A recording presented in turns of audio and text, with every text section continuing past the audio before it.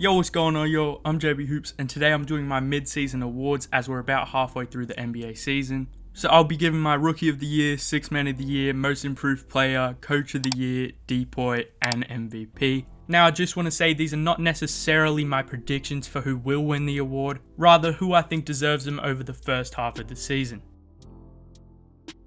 And let's just start it off with my Rookie of the Year, which is Paolo Banchero. Honourable mentions go to Benedict Mathurin, who's been putting up numbers, as well as Walker Kessler, who's been a monster shot blocker and amazing for the Jazz. But back to Paolo, he's been having a phenomenal rookie season, one of the best over the last 20 years. He's averaging 21.2 points, 6.9 rebounds, and just under 4 assists a game. And those impressive numbers don't even tell how impactful he has been for the Magic. He's out there setting up his teammates, becoming the go-to guy down the stretch, and he's giving defenses some real issues, and they really struggle to contain him without sending him to the line. Paolo's been amazing to start his career, even better than I expected, and I had really high expectations. He's played solid defense, the scoring potential is obvious, and to me he looks like a future All-NBA guy, and he could even potentially be an All-Star this season. So that's why Paolo Banchero is my mid-season Rookie of the Year.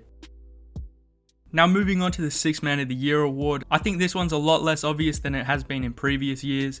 The betting odds favour Russ right now, but I think that's more to do with the storyline than actual on-court basketball impact. And Jordan Poole's definitely another candidate who's been great in Curry's absence, but he did have a pretty rough start to the season off the bench and has looked much better as a starter. So those two guys were my honourable mentions, but my Sixth Man of the Year halfway through the season is Malcolm Brogdon. I loved his fit with the Celtics when they acquired him in the offseason, and he's been really good off their bench, putting up an efficient 13-4-4. He just fits in so easily with any lineups the Celtics run with. He can command an offense, he gives them more rim pressure, and has been a knockdown shooter playing off the ball, and he's been really important for the Celtics when other guys have off nights. Brogdon has the ability to control games and even close some out for them, and I think that's essential from a sixth man. He's been so impactful on both ends of the floor and has seamlessly fit into the contending Celtics roster. So for those reasons, Malcolm Brogdon is my mid-season Sixth Man of the Year.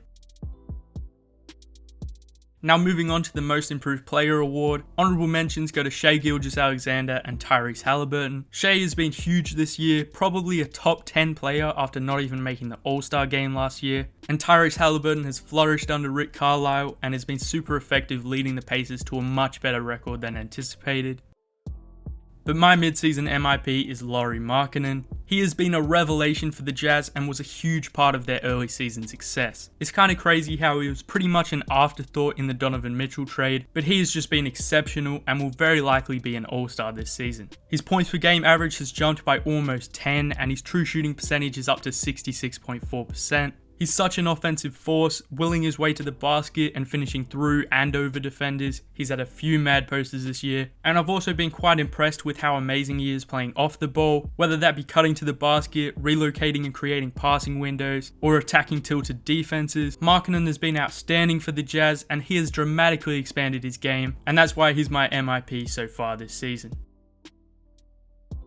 Now on to my mid-season Coach of the Year. Honourable mentions go to Rick Carlisle of the Pacers, as well as Mike Brown of the Kings, who look like they're finally going to break their 16-season playoff drought.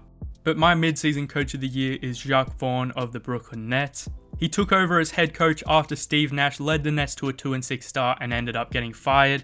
And since Vaughn took over, the Nets have been the best team in the NBA, going 25-7, as well as not dropping a game in the entire month of December. The Nets have had their issues with Kyrie, Ben, and Yuta Watanabe missing games, and now KD is also set to miss a few weeks. But Vaughn has made adjustments and responded to the criticism, and the Nets under him look like an entirely new team. With Jacques Vaughn at the helm, they have a top 3 defense and are the most efficient offense in the league. They move the ball, they've been so much more creative with their sets and plays, and that is why Jacques Vaughn is my Coach of the Year so far.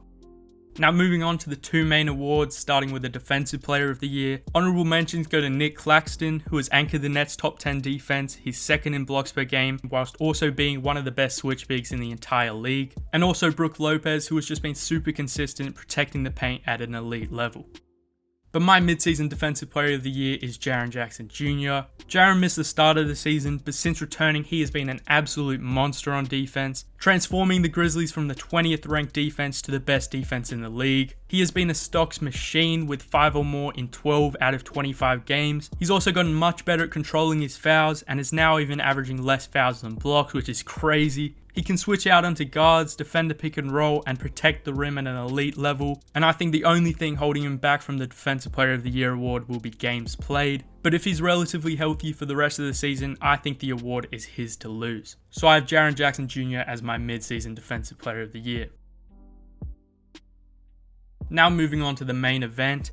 The Most Valuable Player award this season is probably the most difficult to pick as there's just so many worthy candidates.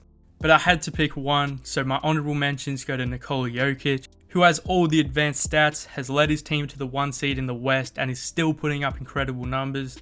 And the second honorable mention is Luka Doncic. He's carrying the absolute fuck out of the Mavs, putting up some crazy numbers, and he's just been unstoppable.